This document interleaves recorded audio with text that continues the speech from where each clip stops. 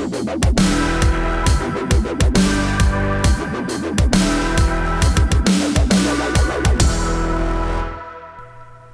everybody. I'm Bill Whittle here with Steve Green and Scott Ott, and this is your Right Angle Show made possible by you fine members over at BillWhittle.com.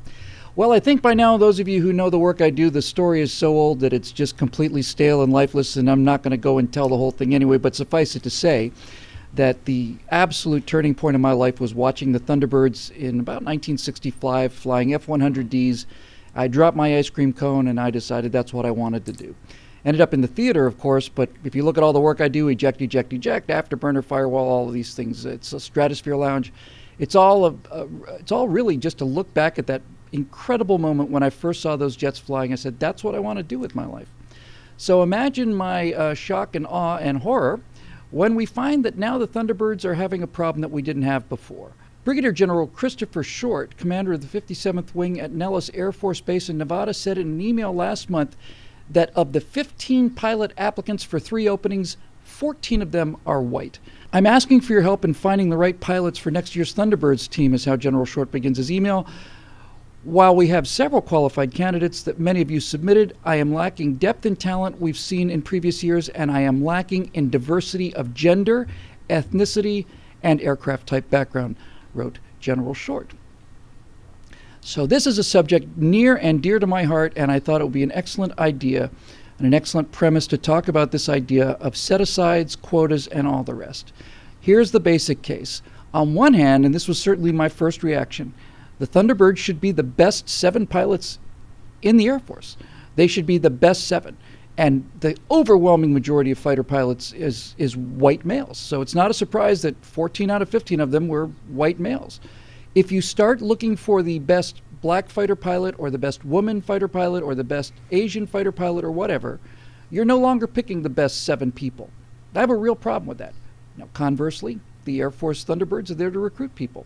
So let's take a look at this issue because I think this is really what it comes down to. Steve, let's go to the first side of this case here.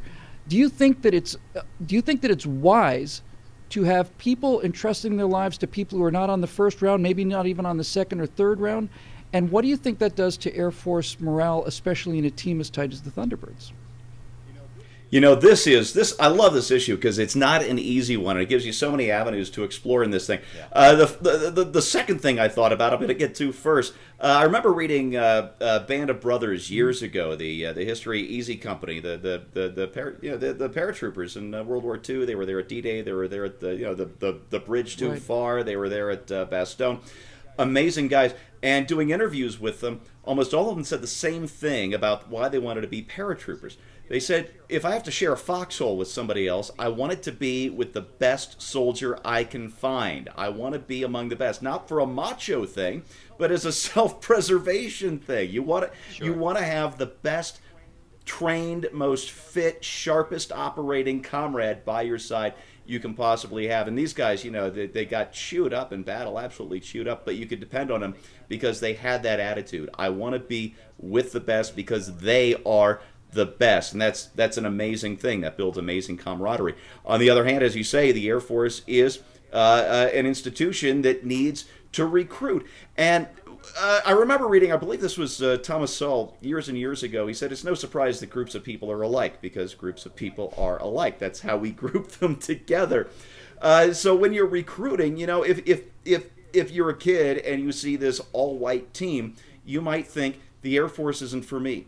Well, what if that kid has the potential to be one of the best Air Force pilots ever, but he's turned away because what he sees doesn't look like him? He's kind of self-selecting out of that group. That doesn't make him think, I want to be a part of that because a part of that is already me. So where do you draw that line between competency, being the best of the best, and drawing the best out of the general population? It's a really tough line to draw. I hope the Air Force gets this right because we know what happened to the Thunderbirds back, I think it was in the 90s, when the team leader plowed into the ground. Whether it was a pilot error or an instrument malfunction, I don't know. But his entire team plowed right into the ground with him because when you're a Thunderbird, you don't watch the sky, you don't watch your instruments, you watch the wingtips of the guy next to you, and that guy had better be pretty damn good. That's exactly right. Scotty, let's talk about the other side of this. You know, when they say that there are 15 applicants, narrowed down to 15 applicants, there were a lot more than that. The final 15 were being selected for 3 slots open on the team, and 14 of the 15 of these guys were white. So on one level, you can say yes, if you go and start recruiting, if you're specifically now looking for a black fighter pilot, a woman fighter pilot, Hispanic fighter pilot, or a Asian fighter pilot, or whatever, you're not taking the best of the 15 pilots. However, the Thunderbirds are not there to fly combat missions, and the Thunderbirds are not there to launch air raids on anything. The Thunderbirds are there to get people to join the Air Force. Sure worked on me. What the fact of the matter is, there are probably hundreds of pilots in the Air Force that could fly in the Thunderbirds that have the technical skill. So what's your position on this? Do you go for the excellence, or do you go for the diversity in terms of the woman that they had for a couple of years, just leaving now, by far had the longest lines in front of her after the show? Yeah, I think it's a false dichotomy. And, you know, I'm actually picturing a young 5-year-old Billy Whittle standing there. Never Willie Whittle. Billy Whittle with a strawberry ice cream cone. That's an image I didn't See, need. if we were in the same room, that would spawn a fist fight, I'm sure. But I could see, you know, young Bill Whittle standing there and, you know, turning to his friends, family, brothers, sisters, parents, or whatever, and saying, hey, you see that white guy over there with that jet? I want to grow up to be like him. And look, I'm white too. I could do this. So there's a certain bit of comedy in this whole thing to say, well, you know, I'm not sure that final selection pool of 15 included any Wiccans, any bigamists, or any blind people. And, you know, especially the blind have been unfairly excluded from the Thunderbolt, you know, the Blue Angels and the Thunderbolt Corps. I think that you can have both. First of all, I think you narrow down the pool of potential pilots, which, you know, you're only going to select 3. You narrow down that pool by competence alone. Now, in that final pool of the competent, I don't know if there's 100, 200, 1,000, or 15, but you would think that there would be some diversity in that pool, assuming that the Air Force's process is not a prejudiced one to begin with, that is not a bigoted one to begin with, it's not discriminatory.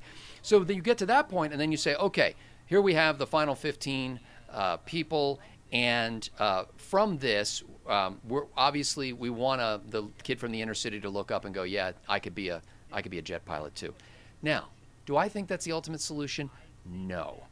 I think that I have this crazy dream that one day a man will be judged not by the color of his skin, but by the content of his character, and we won't even notice crap like this.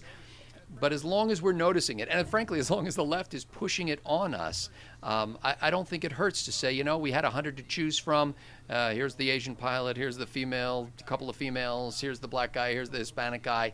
I don't really see a huge problem. I'm glad you mentioned little Billy Whittle sitting out there at 5 years old with his strawberry ice cream cone at McKinley Air Force Base watching the Thunderbirds. Because it's you just hinted at it. It was the jets. I just saw the jets.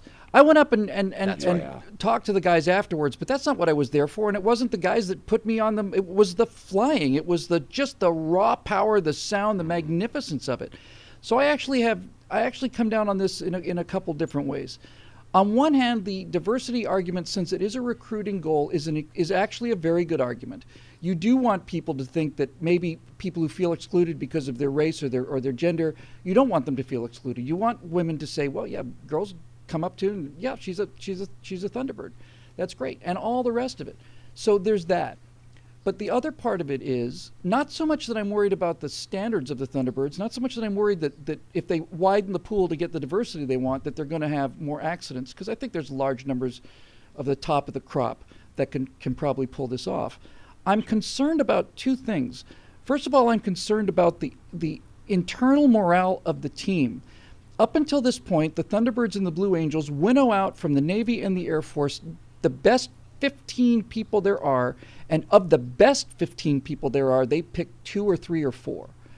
And I am a little concerned that if you basically tell these people it's not going to be the best 15 anymore, now it's going to be the best 100 or 200, and we're going to pick this person because of the way they look, and we're going to pick that person because of the way they look, I'm genuinely concerned about what that would do to team morale. But I think there's a bigger issue here, and that is, well, 2 bigger issues. One of them is it's kind of like the thing we had with the Oscars, right? Where the Oscars were too white, so we need to have more diversity in the Oscar selection. That really basically means you're winning the Academy Award for Best Black Actor. I think that's insulting. It's insulting to black people.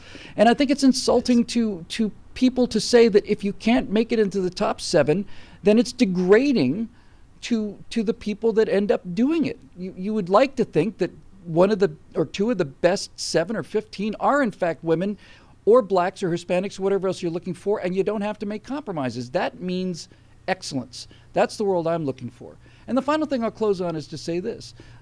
General Short also mentioned that the number of applicants is down significantly this year, just the number of applicants. And I kind of think that the reason the number of applicants is down is because of this kind of thing in the military. I've heard from people who commanded Green Beret regiments. I've talked to people who've been chief petty officers for 25 years, and I have heard from scores of people that I know personally that say that the military is no longer about fighting and winning. It's about diversity. It's about gender acceptance. It's about having the greenest Air Force base in the country rather than the most, flight-ready Air Force base in the country. Right. And people who go into this business and risk their lives to become warriors are finding out more and more that because of things like this, it's no longer about being a warrior. I understand the need for a diverse Thunderbird team, but I would like to be a part of the Thunderbirds because I'd like to have the conceit that I'm one of the 7 best pilots in the Air Force, not one of the 7 best pilots of a certain skin color in the Air Force. It's a tough one, but I certainly don't like the trend lines. Anyway, on behalf of everybody here at Right Angle, I'm Bill Whittle. Thanks very much for joining us. And remember, these shows are made possible by memberships at BillWhittle.com. So if you can do it, we sure would appreciate it. For Steve Green, Scott Ott, and the rest of the Right Angle team, which is pretty much 3 of us and somebody in the back room, I'm Bill Whittle. We'll see you next time.